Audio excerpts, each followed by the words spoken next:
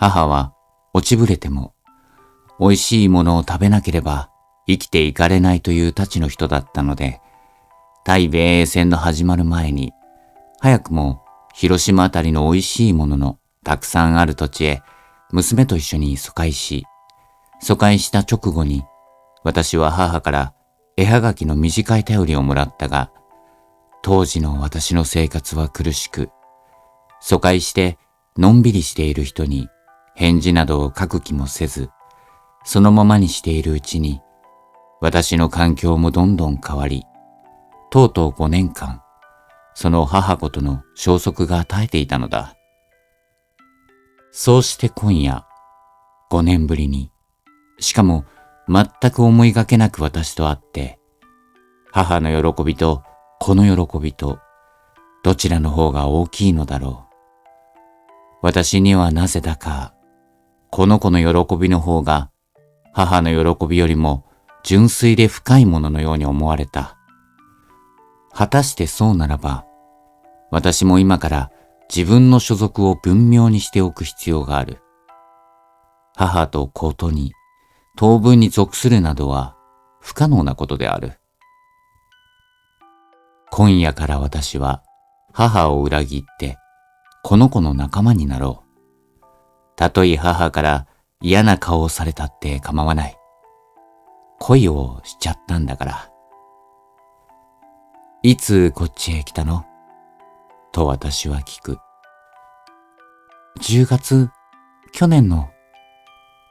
なんだ、戦争が終わってすぐじゃないか。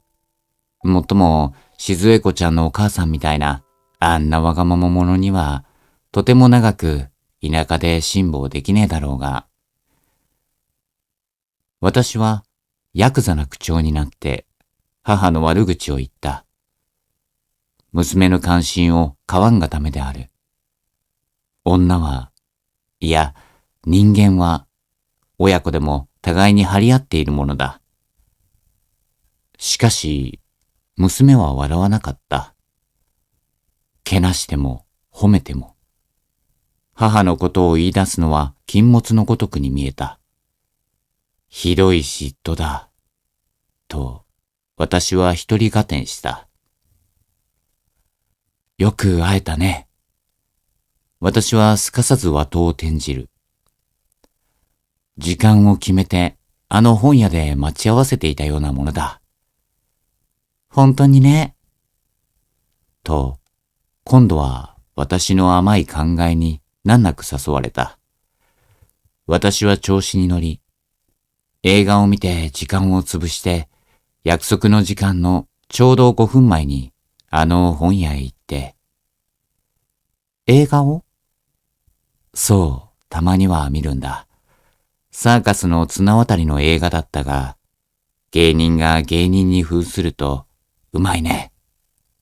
どんな下手な役者でも芸人に扮するとうめえ味を出しやがる。根が芸人なのだからね。芸人の悲しさが無意識のうちににじみ出るのだね。恋人同士の話題はやはり映画に限るようだ。嫌にぴったりするものだ。あれは私も見たわ。会った途端に二人の間に波がザーッと来て、また別れ別れになるね。あそこもうめえな。あんなことでまた永遠に別れ別れになるということも人生にはあるのだからね。これくらい甘いことも平気で言えるようでなくっちゃ、若い女の人の恋人にはなれない。僕がもう1分前に本屋から出て、それからあなたがあの本屋へ入ってきたら、僕たちは永遠に、いや少なくとも10年間は会えなかったのだ。私は今宵の開口をできるだけローマンチックに煽るように努めた。道は狭く暗く、おまけにぬかるみなどもあって、私たちは二人並んで歩くことができなくなった。女が先になって、私は20回しのポケットに両手を突っ込んでその後に続き、もう半丁？一丁？と尋ねる。私、一丁ってどれくらいだかわからないの。私も実は同様。距離の測量においては不能者なのである。しかし、恋愛にアホ感は禁物である。私は科学者のごとく済まして、100メートルはあるか、と言った。さあ、メートルならば実感があるだろう。100メートルは半丁だ。と教えて、なんだか不安で密かに暗算してみたら、100メートルは約1丁であった。しかし、私は訂正しなかった。恋愛に滑稽感は禁物である。でも、もうすぐそこですわ。バラックのひどいアパートであった。薄暗い廊下を通り、5つか6つ目の左側の部屋のドアに、陣馬という貴族の名字が記されてある。陣馬さんと私は大声で部屋の中に呼びかけた。はーいと確かに答えが聞こえた。続いてドアのすりガラスに何か影が動いた。やあ、いるいると私は言った。娘は棒立ちになり、顔に血の気を失い、下唇をひどく歪めたと思うと、いきなり泣き出した。母は広島の空襲で死んだというのである。死ぬる間際の上ごとの中に、笠井さんの名も出たという。娘は一人東京へ帰り、母方の親戚の新保党代議士、その人の法律事務所に勤めているのだという。母が死んだということを言いそびれて、どうしたらいいかわからなくて、とにかくここまで案内してきたのだという。私が母のことを言い出せば、静江子ちゃんが急に沈むのもそれゆえであった。嫉妬でも恋でもなかった。私たちは部屋に入らず、そのまま引き返して駅の近くの盛り場に来た。母はうなぎが好きであった。私たちはうなぎ屋の屋台ののれんをくぐった。いらっしゃいまし。立ちんぼの客は私たち2人だけで、屋台の奥に腰掛けて飲んでいる紳士が1人。大串がよござんすか。小串が。小串を3人前。ええ、承知しました。その若い主人は江戸っ子らしく見えた。バタバタと威勢よく7人を仰ぐ。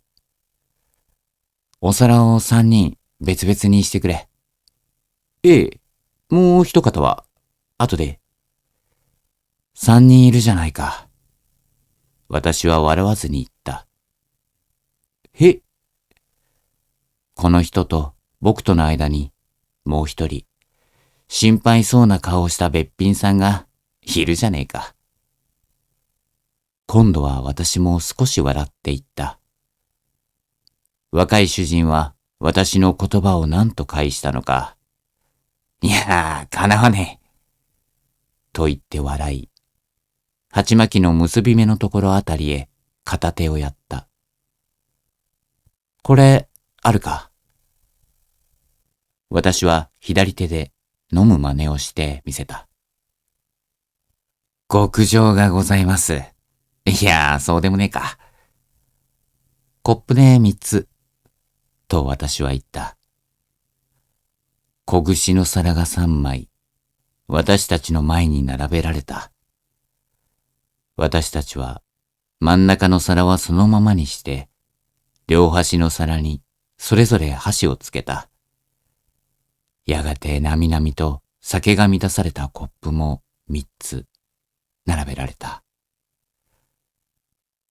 私は端のコップを取ってぐいと飲み、すけてやろうね。と、静江子ちゃんにだけ聞こえるくらいの小さい声で言って、母のコップを取ってぐいと飲み、懐から先刻買った南京豆の袋を3つ取り出し、今夜は僕はこれから少し飲むからね。豆でもかじりながら付き合ってくれ。と、やはり小声で言った。静江子ちゃんはうなずき、それっきり私たちは一言も何も言わなかった。私は黙々として4杯、5杯と飲み続けているうちに、屋台の奥の紳士がうなぎ屋の主人を相手に、やたらと騒ぎ始めた。実につまらない、不思議なくらいに下手くそな、まるっきりセンスのない冗談を言い、そうしてご本人が最も面白そうに笑い、主人もお付き合いに笑い、とかなんとか言っちゃってね。それですからね。ぽーっとしちゃってね。リンゴ側や気持ちがわかるとやっちゃってね。あいつ頭がいいからね。東京駅は俺の家だと言っちゃってね。参っちゃってね。俺の妾宅は丸ビルだと言ったら、今度は向こうが参っちゃってね。という具合の何一つ面白くもおかしくもない冗談がいつまでもペラペラと続き、私は日本の水客のユーモア感覚の欠如に今更ながらうんざりして、どんなにその紳士と主人が笑い合っても、こちらはにこりともせず酒を飲み、屋台のそばを通る師走近い人の流れをぼんやり見ているばかりなのである。紳士は不意と私の視線をたどって、そうして私と同様にしばらく屋台の外の人の流れを眺め、出し抜けに大声で、メリークリスマスと叫んだ。